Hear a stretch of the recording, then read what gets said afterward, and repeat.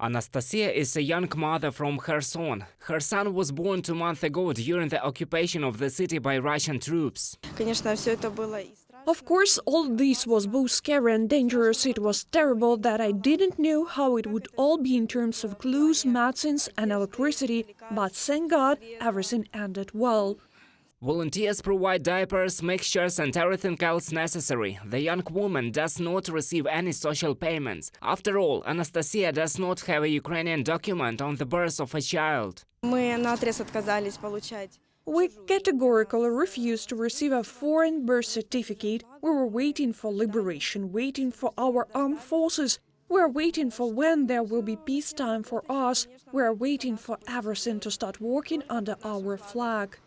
Tatiana was more fortunate. She gave birth in March, when Ukrainian servicemen continued to work in the already captured city. She says the doctors had to introduce an emergency birth in order to take it between shelling. The woman managed to draw up Ukrainian documents. After giving birth, I ran every day to the registry office to issue a Ukrainian certificate to my child. Did they force to receive the Russian one? They didn't force but obliged. It turns out that in order to survive and get at least something, food and diapers, it was necessary to draw up a Russian one, but we withstood thanks to our stores. Tatiana has 2 older children, therefore the registration of social benefits went much faster. I managed to go to the social office and get a certificate on the same day. Most likely they left with my documents for the territory of Ukraine and made them there. I received money in June, but my neighbor, who gave birth later, could not issue anything. She had to get a Russian certificate. I don't know how she is now. It is very difficult for her, even more difficult. She has 1 child with a Russian certificate.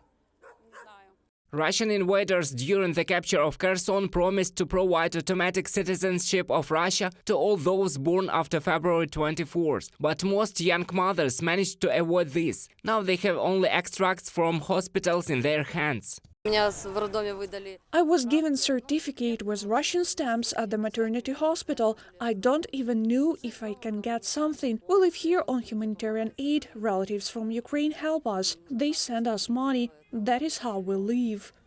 There are several ways to issue a Ukrainian birth certificate for children born in the temporarily occupied territories. The first is to apply to a working registry office in any city of Ukraine. If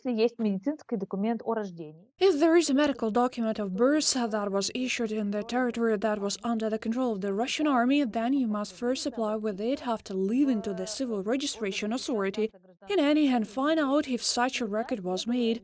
Because in the occupied territory, despite the fact that the registers did not work, part of the act records were still made.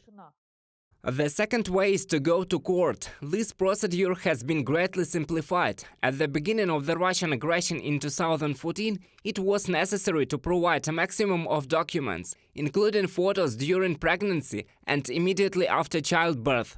Now a certificate from doctors confirming the birth of a child is enough.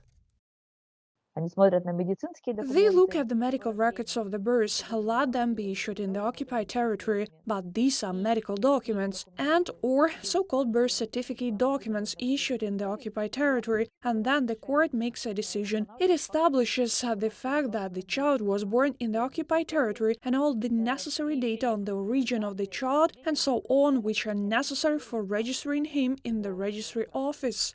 Another way is to use the e-Malatko electronic service or send an application in any form, according to a special procedure. Parents or other legal representatives can submit a scanned application for state registration of the birth of a child and attach scanned copies of the documents required for such registration to a separately defined email address, that is, passport, marriage certificate, medical birth document, taxpayer card registration number. Documents are reviewed, registered, and the scanned birth certificate is sent to email in response. It will be possible to replace an electronic certificate with a physical certificate as soon as the registry offices resume work in the region. This procedure is available to those parents who do not yet have the opportunity to travel to the territory controlled by Ukraine, or they stay in an administrative territorial unit where the state registration authorities do not carry out their activities in accordance with the order of the Minister of Justice. Thus, according to the special procedure, the Ukrainian certificate was received by the parents of more than 40 newborns in the Kherson region. 4 of them already have a document in their hands. Reported by Roman Smoler, Daria Litovchenko, UATV News.